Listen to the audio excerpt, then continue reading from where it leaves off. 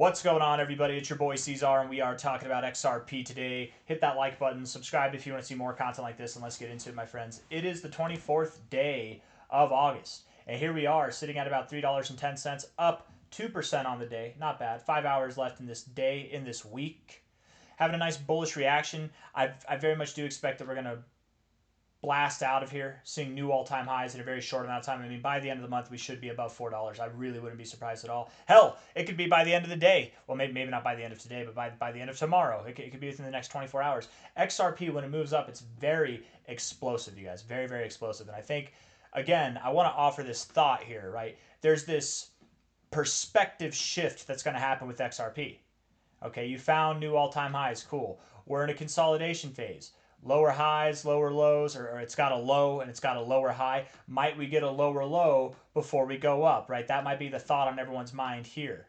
Maybe less so because we're moving up today, but the thought on people's mind is, yeah, we know XRP is going to go to new all-time highs, right? That's undisputable at this point. We know it's going to go to new all-time highs, but maybe it goes lower first. And maybe it does. We never know. I doubt it does. I highly doubt it does.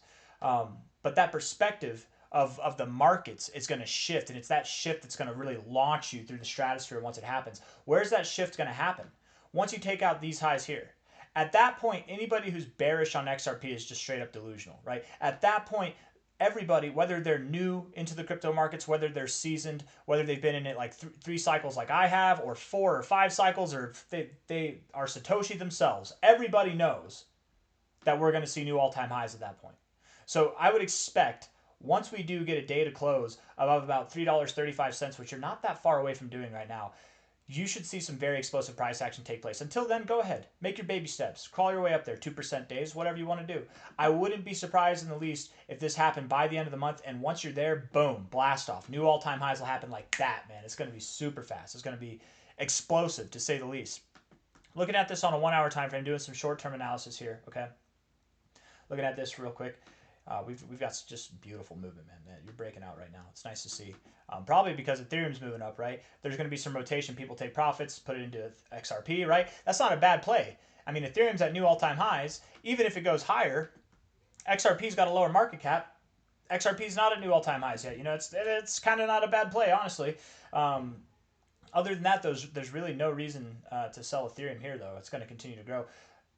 Getting overbought in the RSI, stochastics, and the MACD. Look at this, beautiful, just bouncing off the zero. And you've got this beautiful trajectory, higher lows going up through here on the oscillator. Phenomenal, phenomenal, you guys. You're not stopping here. You've got more to go. Absolutely you do. Looking at the 4-hour time frame. Let's see here. 4-hour bouncing off the 50 on the RSI. Stochastics are staying in the overbought zone. And the MACD is getting that cross, and we're building bullish momentum. All cylinders are firing, you guys. We're bullish on all fronts. Breaking out of this downtrend, absolutely we are. You know, if you look at it here, you had this downtrend right here, and you broke out, but it was a blemish. You came back down. It was like a fake out, right? This is a little bit different. You had your blemish, but you're continuing. Absolutely. Some people might be getting, and I should say the majority of the market will be getting excited here. Reality will slap them in the face that, oh, this is the real deal. We're going to new all-time highs. This says it all for me, man. We got 59 minutes left. It's a 4-hour candle. A lot can happen in 59 minutes. We're only up 3% on this 4-hour candle. Sure, we could come all the way back down. And if that happens, well, you know, if we reject here, I'll tell you what, maybe we do go lower. Maybe we do. But if things go the way that the 1-hour and the 4-hour indicators look to be going, we're not stopping here, man. It's only going to be up higher. By the end of the day, by the end of this week, we're going to be up higher. I wonder, what does the weekly time frame look like, actually? Because we're looking at the daily time frame. But that's a beautiful finish to this week. Absolutely. Yeah. And, I mean, you kind of notice, right, it's got this, it's like you broke out of this large consolidation phase here. You've got this little consolidation phase here. Once you break out of this, guys, and again, you're going to be breaking out of it at about $3.40. There's no stopping you. You're going to the freaking stratosphere. And where we're going, I want to look at this on the monthly time frame now. Let's actually look at some of these monthly indicators because we haven't looked at them in a second now, right? Stochastics are about to get overbought. MACD is in its second green month. Beautiful to see, building, you know, green, building bullish momentum there. The RSI has been overbought, which is nice to see. You know, I want to compare this real quick before we talk about where we're going to go. I want to compare this to the only really comparable time in its history as far as the RSI is concerned, right? This looks like only one other instance, which is this one over here. Okay. It seems like we like 2 iterations in the overbought zone, but over here we got overbought, we came out of it, we found support right here, which is exactly where we found support here. When we came back up, we had a lower high. That doesn't mean we have to get a lower high here. We could have a higher high in the RSI. In fact, I wouldn't be surprised if we did. But what we did see after we got out of the overbought zone, or let's say once we got into the overbought zone and out of it, we consolidated for 1, 2, 3, 4, 5, 6 months. On the 7th month, we popped. 1, 2, 3, 4, 5, 6 months. 7th month, we consolidated. 8th month, we popped. And it's going to look like that because after the next 7 days, we're going to continue to rally. And going into the further months of this year, we're going to continue to rally as well. You had 1 month that blew up 746%. Now, I'm not saying that's what's going to happen in August. Obviously, we only have 7 days left. I'm not saying that's what's going to happen in September. But, man, we're going to have some explosive price action. Remember back here in November, you had a month that was up 283%. I wouldn't be surprised in the least if you had a month in September that was greater than that, right? 283%. We're at $3 now. What that would promote, that's a 4x essentially. I mean, that would promote prices probably around 12 bucks, if not more, by the end of September. I wouldn't be surprised at all if we had a larger month than what we did back in November. I wouldn't be surprised at all if that's what September had in store for us. If not September, then the combination of September and October, okay? With that being said, I do want to pump the brakes, and I'll probably say this a couple more times throughout the week, but I do think that XRP will have a little bit of a downward movement going into September. The early, maybe the first day or two it pumps, but I would think that the first week we do see a little correction, and then we continue to rally. Maybe, maybe not. Doesn't have to be. Call me superstitious, but I like a green month to have a wick to the downside before it gets going. But XRP, I mean, if we're being fair though, XRP, most of it's like big green months. It actually doesn't have a wick to the downside. Maybe XRP doesn't shake out to the downside in the beginning of September. Maybe not.